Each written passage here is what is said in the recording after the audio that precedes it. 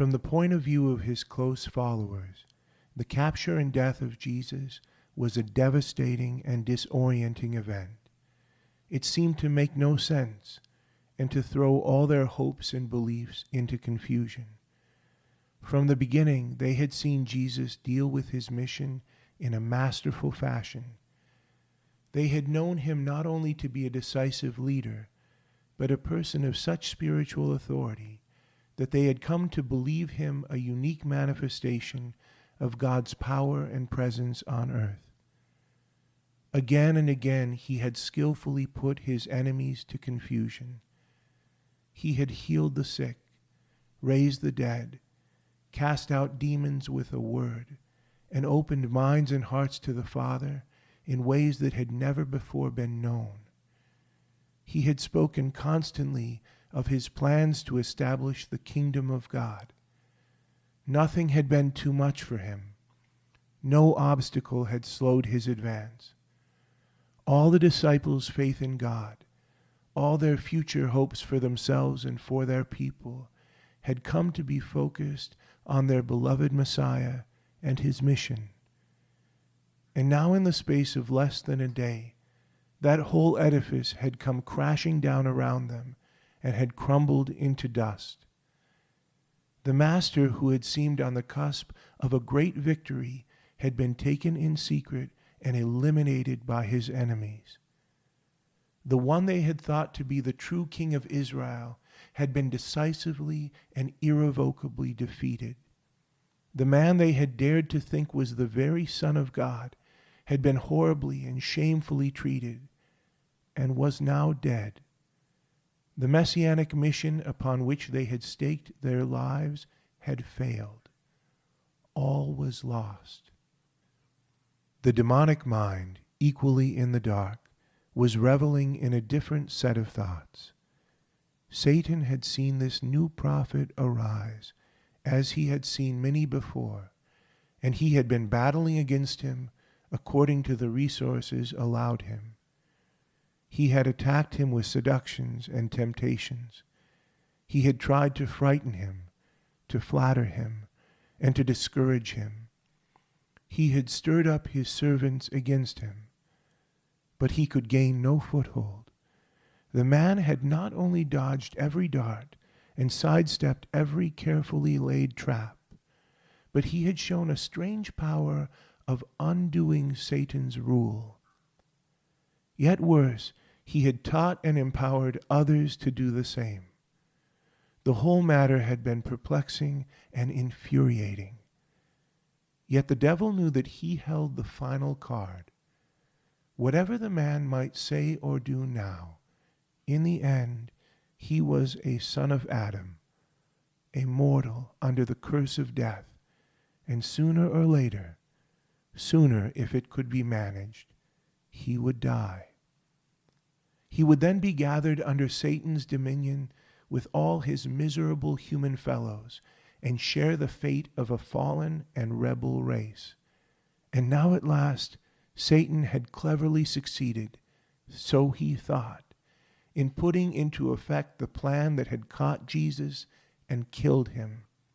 The victory would be so much sweeter for having been so long deflected and delayed.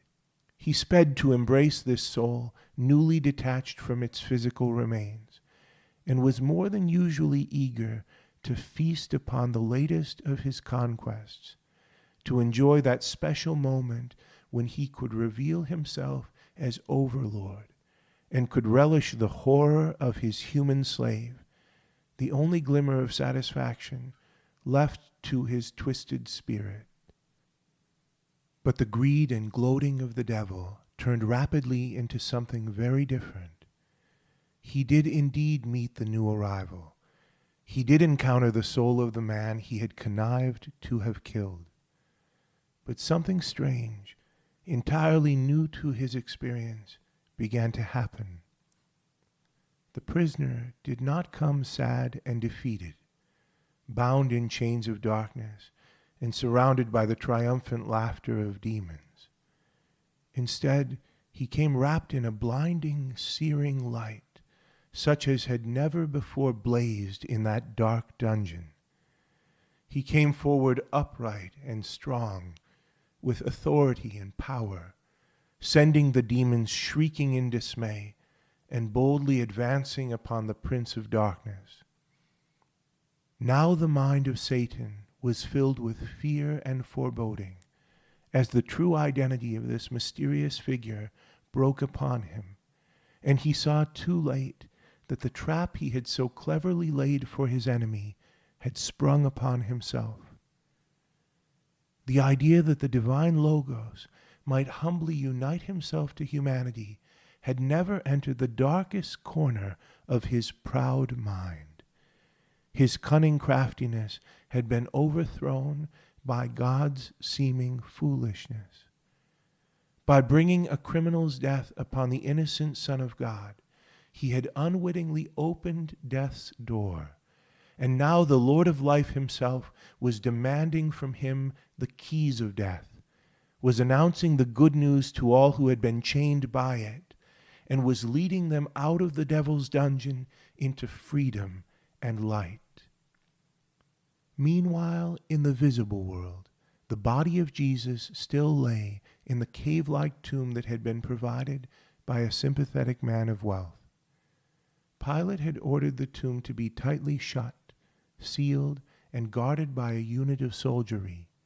One never knew what these fanatical Jews might attempt once they had been inflamed with ideas of their Messiah. The company of Jesus' disciples were dispirited and frightened, fearing for their lives and facing a blank future.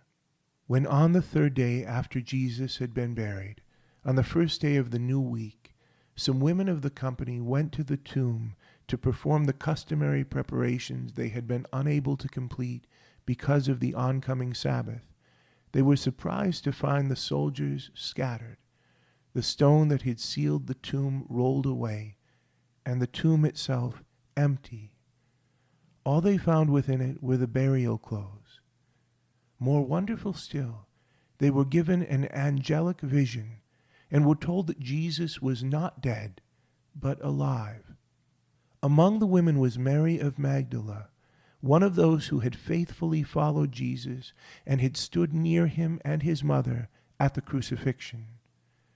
While she was wondering what might have happened to her beloved Master, he himself appeared to her, calling her by name. "Go to my brothers," he told her, "and say to them, I am ascending to my Father and your Father, to my God and your God." She ran off to tell the apostles and the other disciples what had happened, that Jesus was alive, and that she had seen him and spoken with him. They too came running to the tomb and found it just as Mary and the other women had told them. So it was that the kingdom of heaven gained an unshakable foothold on earth. The Messiah had completed his mission and had accomplished the salvation of his people, not merely freeing them from human oppression or physical disease, but lifting the ancient curse, the source of all their misery. By the willing offering of himself, he had paid the debt of sin, and by rising from the dead, he had conquered the demonic enemy and returned humanity to its original form, restoring it from corruption and undoing death. The devil's rule was approaching its end.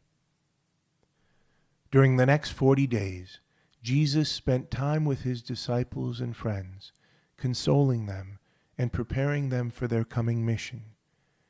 Yet his presence among them was different from what it had been before he went to his death. He was still a man, someone who could walk with them, speak to them, share a meal with them, be seen and heard and touched. Yet he was no longer confined to normal human limitations. His existence was on a different and higher level.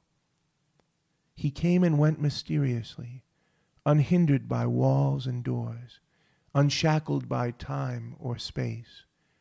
He was undoubtedly the same person, and yet in some way he was transformed and therefore not easily recognized.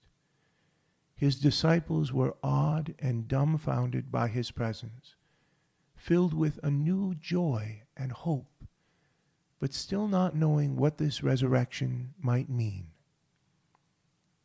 In the few weeks that he remained with them, Jesus enabled his followers to see what God had originally intended humanity to be, now renewed and freed from corruption. He was giving them a glimpse of their own future, of what they too would possess as his disciples. He was especially concerned to see that they who were to spearhead the coming mission as his witnesses understood that he had truly risen from the dead, and that his plan to establish the kingdom and to save humanity was not ended or defeated, but had just begun.